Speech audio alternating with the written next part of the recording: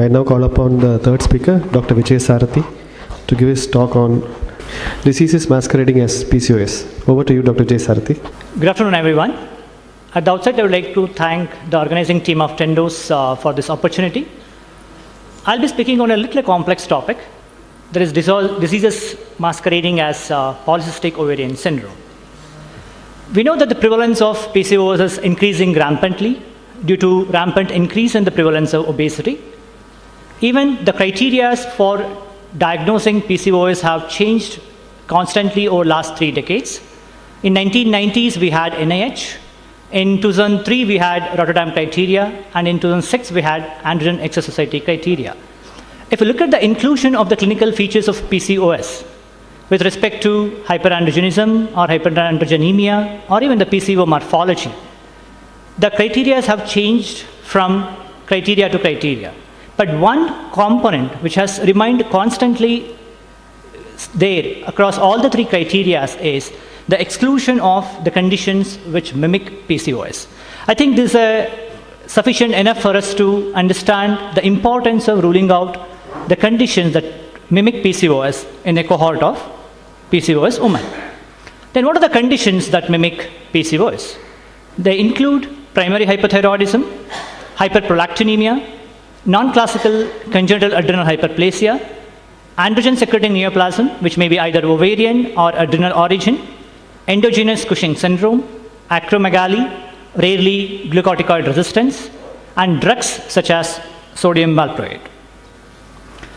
So what are the prevalence of secondary cause of PCOD in a cohort of PCOS women? So if you look at this systematic review in 2009, so the prevalence of hypothyroidism was around 1.15% in PCOS women, whereas hyperprolactinemia was around 2.8%, non-classical CAH was around 1.31%, the androgen secreting neoplasms were rarer but seen only in around 0.12%, whereas endogenous Cushing syndrome is even rarer and was seen only in around 0.03%.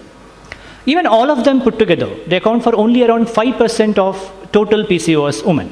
That means we are dealing with multiple disorders which are rarer, which we have to segregate from a cohort of PCOS women, which is a highly common condition in today's clinical practice. So I'm going to take up this in next few of my slides. But before moving on to that, I would like to present this case to you, which I saw in fact like 2 weeks back in my OPD. A 20-year-old lady attained menarche at 12 years, presented with oligomenorrhea for 4 years, had hirsutism, mild acne, and she is clearly obese. Testosterone is elevated, LH-FSH ratio is nearly 2:1. Ultrasound is revealing bilateral PCO morphology with bulky ovaries. TSH is 5.19, which is elevated. Prolactin is 29 nanogram per ml, which is elevated. The question here is, what is the cause of PCOS in this patient? Is it primary hypothyroidism? Is it hyperprolactinemia? Is it both or none? So how many of you would go for hypothyroidism here? No? Anybody for hyperprolactinemia? Okay. For hypothyroidism, okay? Okay. Anybody for both? Very few. Anybody for none? Very good. That is few for none. In fact, the answer is none. The diagnosis is primary polycystic ovarian syndrome because this mild elevation in the TSH, mild elevation in the prolactin as observed in these patients are common comorbidities of PCOS and are not the true cause of secondary PCOS. Then what causes this elevated TSH in these PCOS women? We know that the obesity is a very common comorbidity in PCOS women, and more the obesity, more and more the fat mass, more the fat mass, more is the leptin.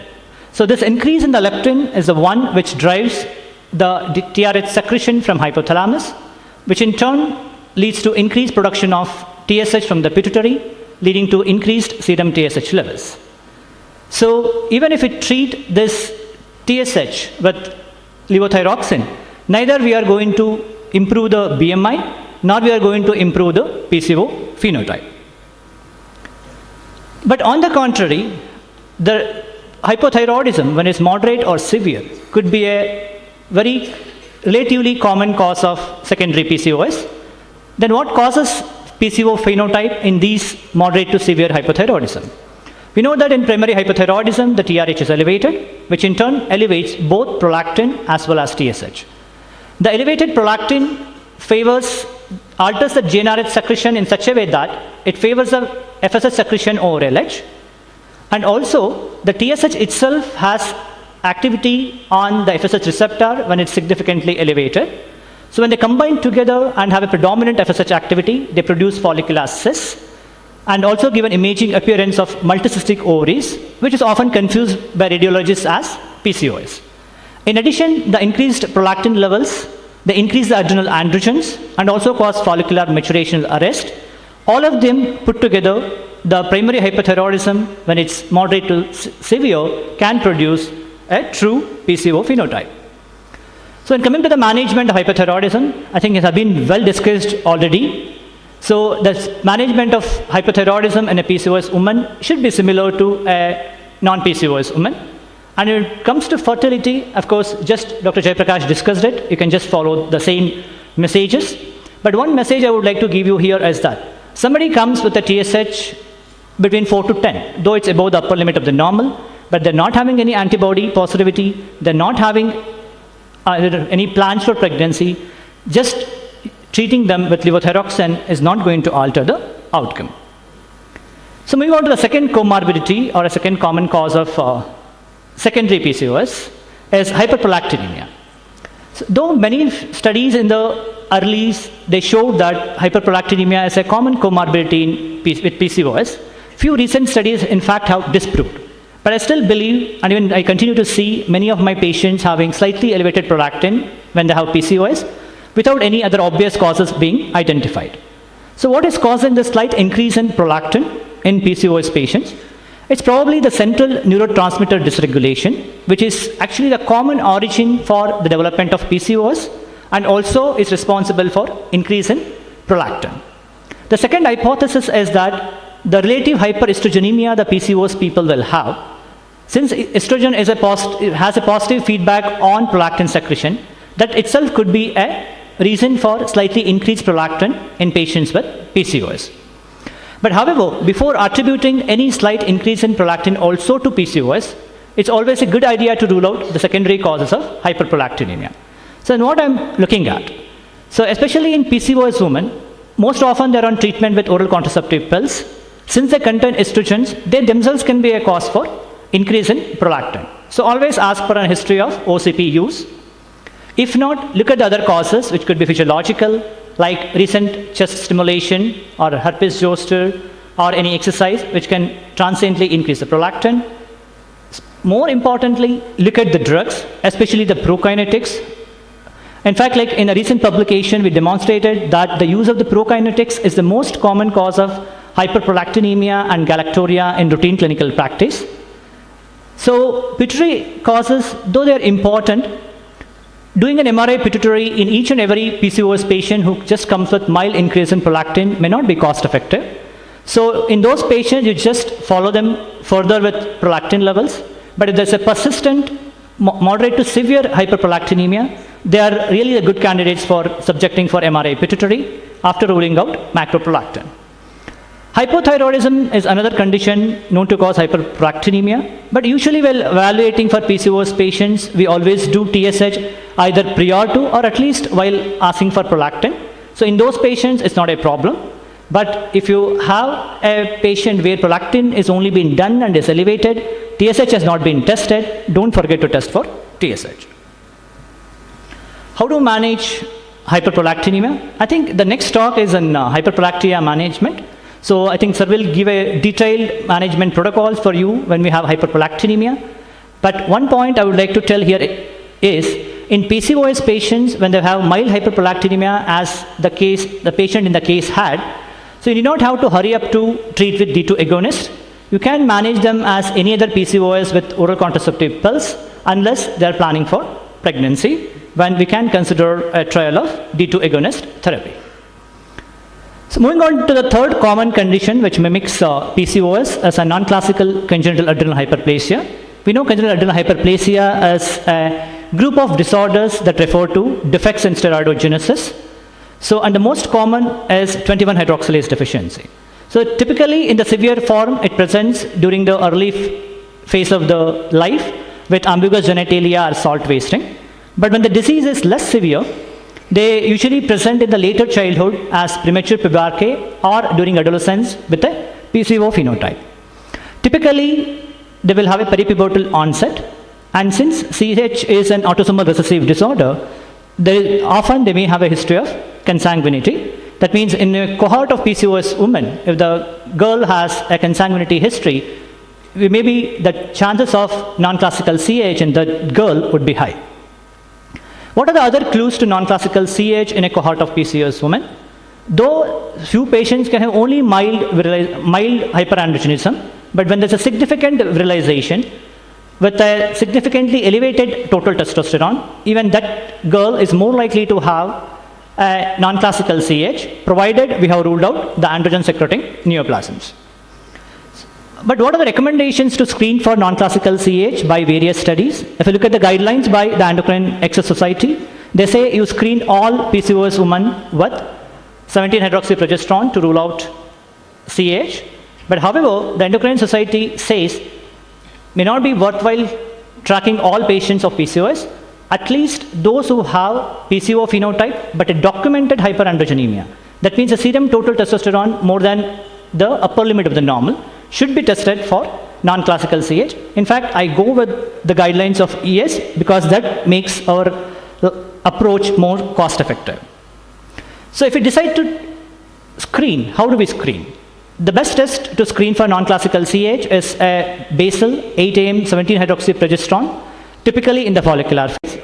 Of course, if the patient is not cycling regularly, we can do random sampling. And if the value is less than 2 nanogram per ml, it clearly rules out CAH due to 21-hydroxylase deficiency. If it's more than 10, we confirm it's a non-classical CAH. But the dilemma is there when we have it between 2 to 10. What do we do in this case? We have to do an ACTH stimulation test where we give 250 microgram of synactin, and an hour later we repeat the estimation of 17 OHP.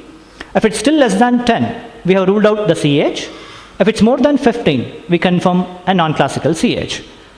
And one point I would like to give here is that if at all, if you have a strong suspicion for CAH, but if a 17 OHP is coming normal, it could still be CAH, but not 21-hydroxylase deficiency, but other rare forms of CAH. In that case, it may be better to get an opinion from endocrinologist. How do we manage non-classical CAH? In fact, why it's important to identify non-classical CAH from a cohort of PCOS? Because it has a lot of implications for genetic counseling, both for premarital as well as prenatal, because the babies being born to these non-classical CAH women are more likely to have CAH. Almost up to 2% can have a salt wasting CAH, whereas 15% may have non-classical CAH. But when they present with the milder features of only PCO phenotype, acne, or hirsutism, they can be managed as any other PCOS woman with OCPs. In fact, when we use OCPs for the management of hirsutism in non-classical CAH, they respond better when compared to the use of glucocorticoid treatment. But we have a non-classical CAH, identifying them becomes important when we're looking for fertility potential or when they have severe hyperandrogenism, because for this group of non-classical CAH patients, glucocorticoid treatment is really beneficial over OCPs. Coming to the fourth condition, it is androgen-secreting tumors. It's very, very important to identify them because they may have malignant potential. So how do we identify androgen-secreting tumors in a cohort of PCOD?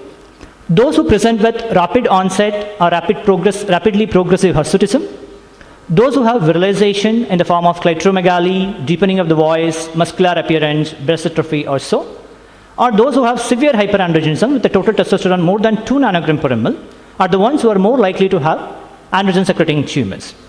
So when we suspect androgen-secreting tumors, how do we evaluate? The biochemical test that can help us is actually DHEAS, which is usually significantly elevated in patients with adenocortical carcinoma. But when it's elevated, it's much higher, like in terms of at least 600 microgram per deciliter, typically more than 800 microgram per deciliter. But the point to be noted here is that many of my colleagues actually get panic when they see a DHEAS which is slightly higher than the normal. But that's a very common finding even in primary PCOS patients. So don't get panicked when you get to see DHEA is only slightly elevated above the upper limit of the normal. Only when it is significantly elevated in the range of 600 and 800 or above, then only we have to suspect adenocortical carcinoma and evaluate for it. So if we decide to do imaging, how do we go about? For ultrasound, for ovarian tumors, USG pelvis itself is a good imaging modality, nearly 90% sensitivity. But for adrenal tumors, USG is a less informative imaging. So there definitely we have to resort to either CT abdomen or MRI abdomen. Another rare condition which can mimic as PCOS is actually Cushing syndrome. The prevalence of PCO phenotype, though it's common, almost like 50 to 80% of Cushing patients will have some PCO phenotype. Since that itself is a rare disorder, it contributes very less to the cohort of PCOS. Since the Cushing syndrome is so rare, again we cannot screen each and every PCOS woman for Cushing syndrome. Then how do we select those PCO women who are at high risk of having Cushing syndrome? First, we have to look for some specific features of Cushing syndrome. I think had been dealt already in the morning sessions. Those who have catabolic features of Cushing syndrome, like easy bruisability, red purple striae which are wide and depressed, those who have facial plethora, and those who have proximal muscle weakness are the ones who are more likely to have Cushing syndrome. Even presence of hypertension increases the odds for Cushing syndrome. Whereas the hirsutism, which is a good clinical marker to differentiate simple obese women from Cushing syndrome, may not be a good marker to differentiate between PCOS and Cushing syndrome. So if we decide to screen for Cushing syndrome, again, how do we go about? There are so many screening tests which are available, which include ONDST, LDDST, 24-hour urinary free cortisol, and lately we have late-night salivary cortisol. Probably the most suitable for Indian OPD setting is actually ONDST, that is single-dose dexamethasone suppression test, where we give 1 mg of dexamethasone in the midnight, maybe at around 11 o'clock or 12 o'clock.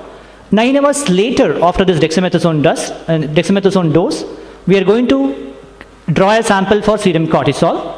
So typically, which would be around 8 o'clock or 9 o'clock in the morning.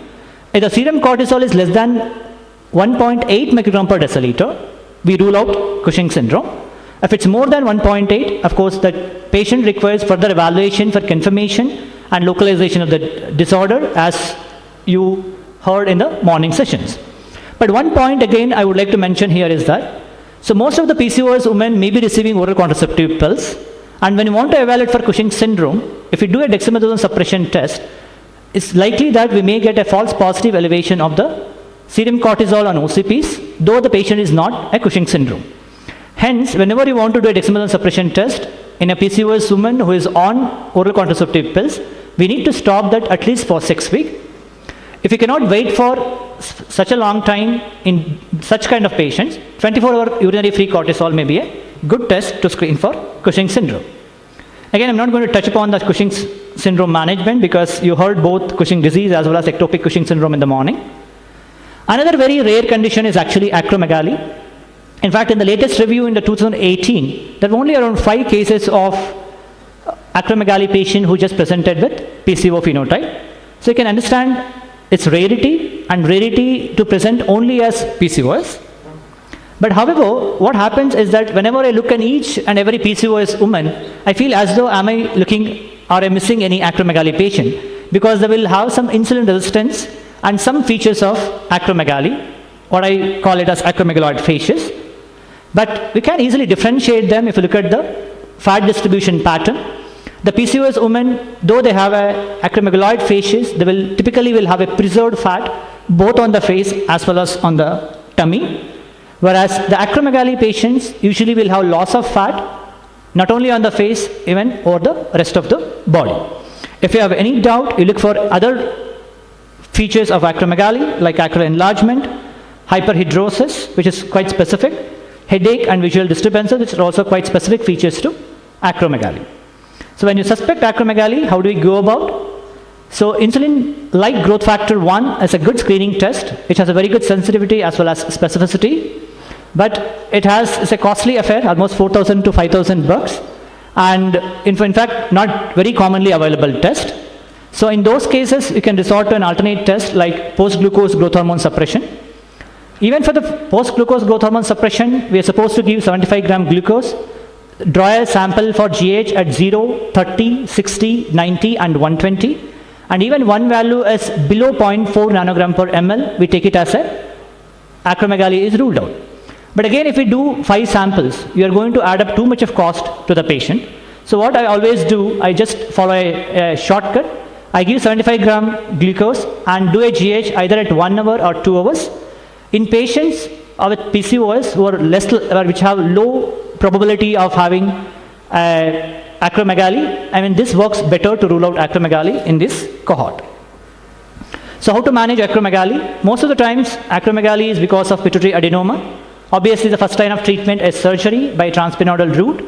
If the surgery is unsuccessful, they can go for medical therapy or radiotherapy with or without second surgery. To sum up, if you have any patient with PCO phenotype, do TSH and prolactin in all the patients, because very cheaper investigations and easy treatment and more effective treatment if you have true moderate to severe hypothyroidism and moderate to severe hyperprolactinemia, because they're going to respond tremendously. We may consider screening for all patients with 17 OHP. If not, at least consider for those patients who have hyperandrogenemia, that is documented total testosterone above the upper limit of normal, and girls who are born out of consanguineous marriages, even if they don't have hyperandrogenemia, and patients who have rapid onset and progression of hirsutism, or they have virilization or severe hyperandrogenemia with total testosterone more than 2 nanogram per ml, screen for adrenal tumors with DHEAs and imaging, preferably with CT scan. If they have bruises, plethora, purple striae or proximal muscle weakness, very likely to have Cushing, so screen for Cushing with single dose dexamethasone suppression. If they have coarse facies, acral enlargement, hyperhidrosis, headache or visual disturbances, screen for IGF acromegaly with either IGF-1 or post-glucose growth hormone suppression. Thank you so much.